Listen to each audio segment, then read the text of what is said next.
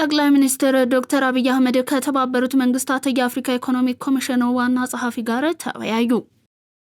የጃውሳውን እንቅስቃሴ በበላይነት ሲመሩ የነበሩ አካላት ከነትጥቃቸው እጃቸውን ለጸጥታ ኃይሉ እየሰጡ ነው። የትግራይ ጸጥታ ኃይሎች የክልሉን ጊዜያዊ አስተዳደር ጽሕፈት ቤት መክበባቸው ተሰማ።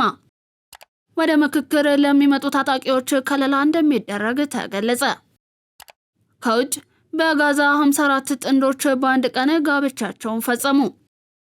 ሰላም ጤና ይስጥልን የተወደዳችሁ የማል ሚዲያ አድማጭ ተመልካቾቻችን እንደምን ውላችኋል? ቀደም ብለን ያስተዋወቅናችሁን አበይት ርዕሰ ነጥቦችን ጨምሮ ሌላ ቀሪ ተጨማሪ መረጃዎችን ይዘናል። እስከ ፍጻሜው አብራችሁን ቆዩ። ከመሸጋገሪያ በኋላ ተመልሰን እንገናኛለን። ጊፍት ሪል ስቴት በመንደር 1 በመንደር 2 እንዲሁም በመንደር 3 ደረጃቸውን የጠበቁ መንደሮችን ገንብተን ለደንበኞቻችን ማስረከባችን ይታወቃል።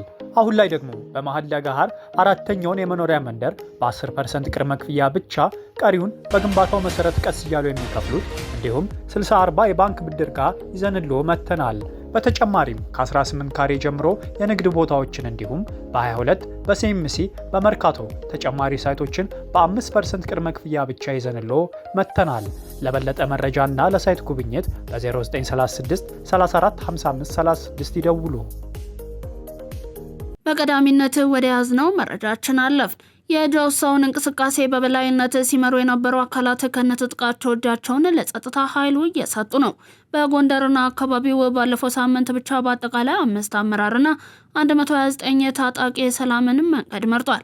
2 ዲሽቃ፣ 2 ብሬን፣ 1 ስናይፐር፣ 2 40 ጎራሽ፣ 32 ክላሽ፣ 13 ቦምብ፣ 2 መገናኛ ሬዲዮና 2 የቃታ መሳሪያ ለጸጥታ ኃይሉ ገቢ አድርጓል። በተመሳሳይ በቅርብ እጅ የሚሰጡ ታጣቂዎችና አመራሮች መኖራቸውም ተረጋግጧል።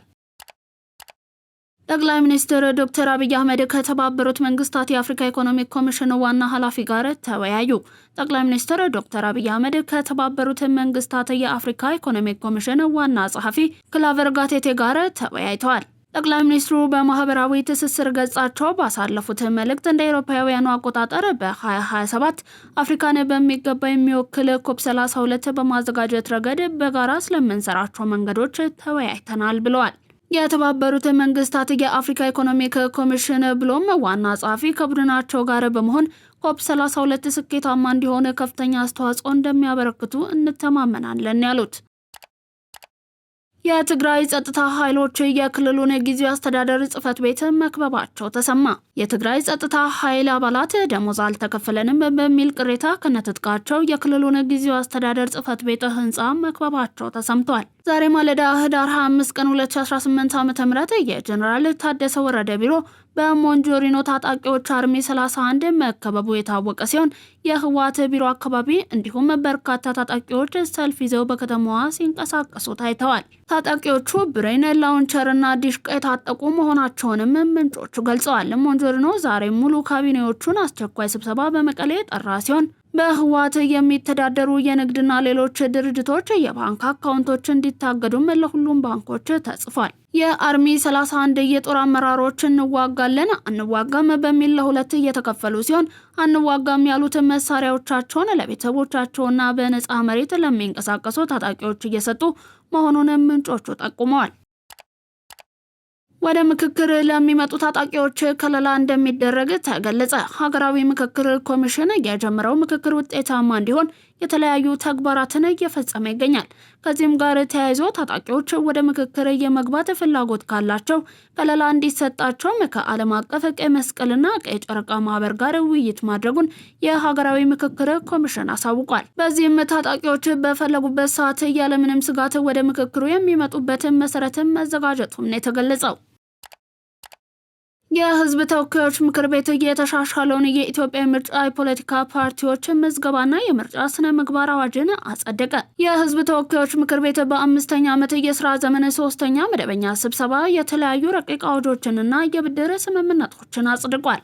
የጸደቁ ረቂቅ አዋጆች መካከልም የኢትዮጵያ የምርጫ የፖለቲካ ፓርቲዎች ምዝገባና የምርጫ ስነ ምግባር አዋጅ ቁጥር 1162/2011ን ለማሻሻል የቀረበውን ረቂቅ አዋጅ በሙሉ ድምጽ መጽደቅ ይገኝበታል። የተሻሻለው ረቂቅ አዋጅ የፖለቲካ ፓርቲዎች ከእጩዎች ምዝገባ ጋር በተያያዘ ያነሱት የነበረውን ቅሬታ በመፍታት ለሰባተኛው ዙር ጠቅላላ ምርጫ አስቻይ ሁኔታን ይፈጥራል ተብሏል። ምክር ቤቱ በኢትዮጵያና በዓለም አቀፍ የልማት ማህበር መካከል ለዘላቂና ንጹህ የኤነርጂ ተደራሽነት ለውጥን ለማፋጠን ፕሮግራም ማስፈጸሚያ የተደረገው የብድር ስምምነት ረቂቅ አዋጅ ላይም ተወያይቶ አጽድቋል።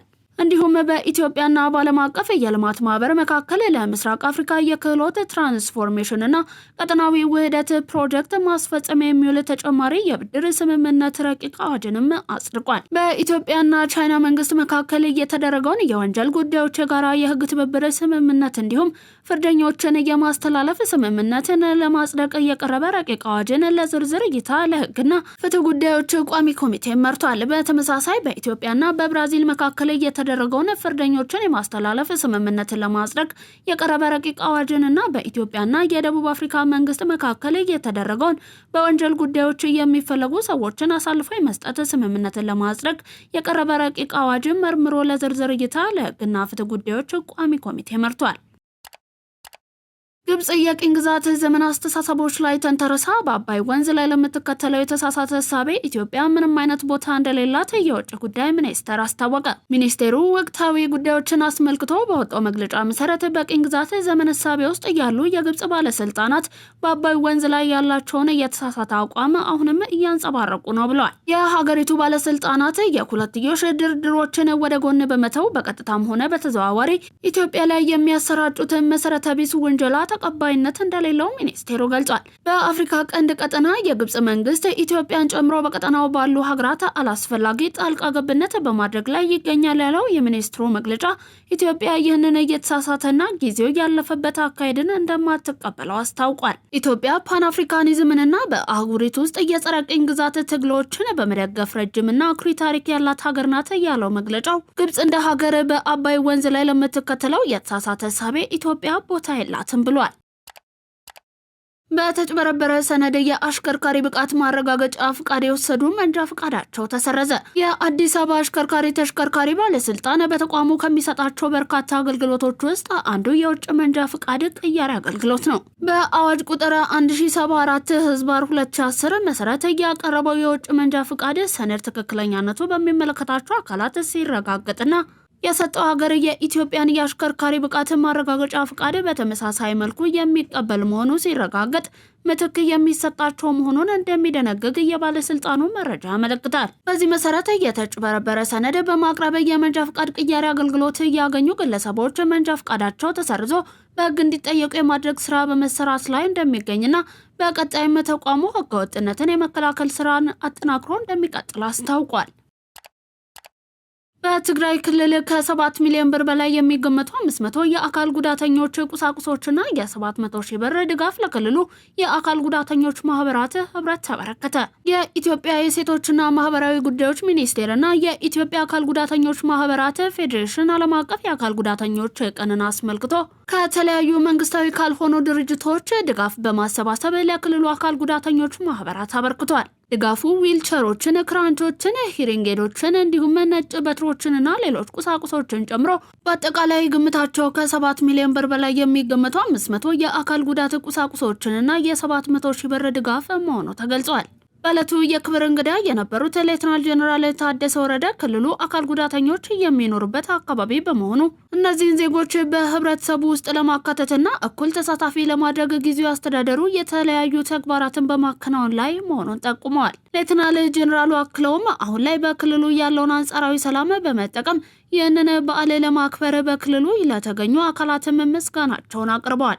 በሴቶችና ማህበራዊ ጉዳይ ሚኒስቴር የማህበራዊ ዘርፍ ሚኒስቴር ዴኤታ ክብርት ሁሪያ አሊ በበኩላቸው የአካል ጉዳተኞች ማህበራትን ከማጠናከር አኳያም በቅርብ በትግራይ ጊዜያዊ አስተዳደር መቀሌ ከተማ በመገኘት ባደረገው ምልከታ የአካል ጉዳተኛ ማህበራት የሚገኙበትን ሁኔታ በመከታተልና አስቸኳይ ድጋፍ ሊደረግላቸው እንደሚገባ በማመን በክልሉ የአካል ጉዳተኞች ማህበራት ህብረት በኩል ማህበራቱን መልሶ ለማቋቋምና ለማጠናከር ድጋፍ ይደረጋል ሲሉ ገልጸዋል። ቀደም ሲል ሚኒስቴር መስሪያ ቤቱ ከተለያዩ አጋር አካላት ጋር በመተባበር ካሰባሰባቸው የተለያዩ የአካል ጉዳት ቁሳቁሶች ለትግራይ ጊዜያዊ አስተዳደር ውስጥ ለሚገኙ አካል ጉዳተኞች ማህበራት ተደራሽ ያደረገ ሲሆን የዘንድሮውን ዓለም አቀፍ የአካል ጉዳተኞችን ቀን በማስመልከትም የተጀመረው የፋይናንስ የቴክኒክና የቁሳቁስ ድጋፍ በማድረግ አጠናክሮ እንደሚቀጥል ቃል ገብተዋል። የሀገራዊ ምክክር ኮሚሽን ኮሚሽነር ፕሮፌሰር መስፍን አርአያ በበኩላቸው ዕለቱን ስናከብር ከዚህ በኋላ የአካል ጉዳትን በማይፈጥሩ አማራጮች ላይ በማተኮር ሊሆን ይገባል ያሉ ሲሆን ውይይቱንና ምክክርን ባህል በማድረግ ግጭትንና ጦርነትን ለማስቀረት ቃል መግባት አለብን ብለዋል። የኢትዮጵያ አካል ጉዳተኞች ማህበራት ፌዴሬሽን ምክትል የቦርድ ሰብሳቢ የሆኑት ሂዳያ አሊ እንደገለጹት ግጭትና ጦርነት አዳዲስ አካል ጉዳተኞችን ከመፍጠሩን ባሻገር ዋነኛ ሰለባ የሚያደርገው አካል ጉዳተኞችን መሆኑን ገልጸዋል። የግብርና ሚኒስቴር፣ የሰላም ሚኒስቴርና የኤቢሲ ዋና ስራ አስፈጻሚ ሹመቶች በምክር ቤት ጸደቀ። የግብርና ሚኒስትር አዲሱ አረጋ፣ የሰላም ሚኒስቴር መሐመድ እድሪስና የኤቢሲ ዋና ስራ አስፈጻሚ ቢንያም ኤሮ ሹመቶችን በምክር ቤት ጸድቀዋል። ስድስተኛው የህዝብ ተወካዮች ምክር ቤት 5ኛ ዓመት የስራ ዘመን 3ኛ መደበኛ ስብሰባ እየተካሄደ ነው። ምክር ቤቱ በጠቅላይ ሚኒስትር ዶክተር አብይ አህመድ የተሾሙትን የግብርና ሚኒስትር አዲሱ አረጋና የሰላም ሚኒስትር መሐመድ እድሪስ ሹመቶችን አጽድቋል። በተጨማሪም የኢትዮጵያ ብሮድካስቲንግ ኮርፖሬሽን ዋና ስራ አስፈጻሚ ሆነው በጠቅላይ ሚኒስትር ዶክተር አብይ አህመድ የተመደቡት ቢንያም ኤሮ ሹመት በምክር ቤቱ ጸድቋል። የግብርና ሚኒስትር አዲሱ አረጋ፣ የሰላም ሚኒስትር መሐመድ እድሪስና የኢቢሲ ዋና ስራ አስፈጻሚ ቢንያም ኤሮ በምክር ቤቱ ፊት ቃለ መሃላቸውን ፈጽመዋል። ምክር ቤቱ በመደበኛው ስብሰባው የኢትዮጵያ የምርጫ የፖለቲካ ፓርቲዎች ምዝገባና የምርጫ ስነ ምግባር አዋጅ ቁጥር 1162/2011ን ለማሻሻል የቀረበ አዋጅን በሙሉ ድምጽ አጽድቋል። በአፍሪካ ሚዲያዎችን የሴቶች ተሳትፎና ደህንነትን ለማረጋገጥ እየሰራ እንደሚገኝ የአፍሪካ ህብረት አስታወቀ። በአፍሪካ ውስጥ በሚዲያ ዘርፍ የሚሰሩ ሴቶችን አስመልክቶ የተዘጋጀው ኮንፈረንስን ዛሬ በአዲስ አበባ መካሄድ ጀምሯል። ቃልን ወደ ተግባር፣ የሚዲያ ደህንነትና የስርዓተ ጾታ እኩልነትን የሚያረጋግጡ ፖሊሲዎችን መንደፍና መተግበር የኮንፈረንሱ መሪ ሀሳብ ነው። በኮንፈረንሱ ከመላው አፍሪካ የተውጣጡ ጋዜጠኞች፣ ፖሊሲ አውጪዎችና የሚዲያ ተቆጣጣሪዎች፣ የሲቪል ማህበራት ተቋማት፣ የቴክኖሎጂ ባለሙያዎችና ምሁራን ይሳተፋሉ። ደህንነቱ የተጠበቀና አካታች የሚዲያ ምህዳርን መፍጠር የሚያስችሉ ፖሊሲዎችና የህግ ማዕቀፎችን ማጠናከር የስብሰባው አበይት አጀንዳ ነው። ማዕቀፎቹ በተለይም ሴቶች በሚሰሩባቸው የሚዲያ ተቋማት ፍትሐዊ ውክልና እንዲያረጋግጡ ማድረግ በሚቻልባቸው ሁኔታዎች ላይ ምክክር እንደሚደረግ ኢዜአ ከአፍሪካ ህብረት ያገኘው መረጃ ያመለክታል። ቴክኖሎጂ፣ ሰው ሰራሽ አስተውሎትና ዲጂታል አማራጮች እኩልነት የሚያንጸባርቁ ትርክቶችን ከመቅረጽ አንጻር ያላቸው ሚና ሌላኛው የትኩረት አጀንዳ ነው። አዲስ የአፍሪካ ሴቶች በሚዲያ የፖሊሲ መግለጫ ይፋ እንደሚሆንና የጋራ አቋም የተያዘባቸው ጉዳዮች ተፈጻሚነት የሚከታተል ቡድን እንደሚቋቋምም ተመላክቷል። ኮንፈረንሱ ለፖሊሲ ግብዓት የሚሆኑ ምክረ ሀሳቦችን መሰረት የሚጥል የተጠያቂነት ማዕቀፎችን ማስፋትና በባለድርሻ አካላት መካከል ጠንካራ ትብብርን ለመፍጠር እንደሚያስችልም ተገልጿል። እውነቱ በአፍሪካ ሚዲያ የሴቶችንና ወጣቶች ተሳትፎ ማሳደግ እንዲሁም ተደማጭነትን የመፍጠር ጥረት አካል መሆኑን ህብረቱ ያስታወቀ ሲሆን ኮንፈረንሱ እስከ ነገ ይቆያል። እየተመለከታችሁ የምትገኙት ከመሃል ሚዲያ ወደ እናንተ እየደረሰ የሚገኘውን የዕለተ ሐሙስ ቀን መረጃችን ነው። ከባህር ማዶ ያስናችሁ አለፍን። አሁን ቤት መግዛት ተችሏል። አዲሱ ፕላቲኒየም ብሎካችን ላይ 35% እውነተኛ ቅናሽ ለ15 ውድ የመሃል ሚዲያ ቤተሰቦች እንዲሁም አንድ ቤት ሲገዙ አንድ ቤት በነፃ የሚያገኙበት እድልም ተመቻችቷል። 60% ከወለድ ነፃ የባንክ ብድር በረጅም ዓመት የክፍያ አማራጭ ፓኖራሚክ ቪው ማለትም በአራቱም አቅጣጫ ማራኪ የተፈጥሮና የከተማ እይታ ለእያንዳንዱ ቤቶች ፕራይቬት ሊፍት የተገጠመላቸው የልጆች መጫወቻና የስፖርት ማዘውተሪያ፣ የመዋኛ ገንዳ፣ ጂምናዚየምና ቤተ መጻሕፍት፣ ፓርኪንግና የኤሌክትሪክ ቻርጅ መሙያን ጨምሮ ሌሎች ሁሉን አቀፍ መዝናኛዎችን በነፃ በመዲናችን አዲስ አበባ በነፋሻማዋ ለቡ መብራት እጅግ ማራኪና ቅንጡ በሆነው የመኖሪያ መንደራችን ውስጥ በ5% ቅድመ ክፍያ ብቻ የቤት ባለቤት ይሁኑ። ለበለጠ መረጃ በ0907888883 ወይም በ0944419190 ይደውሉ። በጋዛ 54 ጥንዶች በአንድ ቀን ጋብቻቸውን ፈጸሙ። በደቡብ ጋዛ በእስራኤልና ሐማስ ጦርነት በእጅጉ በተጎዳው ካን ዩኒስ መንደር ውስጥ 54 ጥንዶች በአንድ ቀን ጋብቻቸውን ፈጽመዋል። በእስራኤልና ሐማስ መካከል በተደረሰው የተኩስ አቁም ስምምነት መሰረት የጋዛ ሰርጥ ወደ ሰላም እየተመለሰ በሚገኝበት በዚህ ወቅት የተደረገው የሰርግ ስነ ስርዓት በብዙዎች ዘንድ እየተስፋፋ ነጸብራቅ ተደርጎ ተወስዷል። እንደዚህ አይነት የደስታ ጊዜ ያስፈልገን ነበር። ከነበርንባቸው አስከፊ ጊዜያቶች በኋላ በደስታ ተሰባስበናል። ይህ ጊዜ የማይታመን ነው ሲሉ ተጋቢ ሙሽሮቹ ተናግረዋል። ከጦርነቱ በኋላ አዲስ ህይወት ለመጀመር ጉዞ ላይ ነን። ሰላም መሰረታዊ ነገር ነው። ከዚህ በኋላ ወደ ጦርነት እንደማንመለስ ተስፋ እናደርጋለን ብለዋል። ከመሃል ሚዲያ ለዛሬ ለሐሙስ ቀን ወደ እናንተ እንዲደርስ የተዘጋጁት የቀን መረጃዎቻችን እስካሁን የተመለከታችኋቸውን ይመስሉ ነበር። አብራችሁን ስለነበራችሁ እናመሰግናለን። ዜናውን ላይክ እና ሼር፣ ሚዲያችንን ሰብስክራይብ ማድረጋችሁን አትርሱ። ሰናይ ቀንን ተመኘን።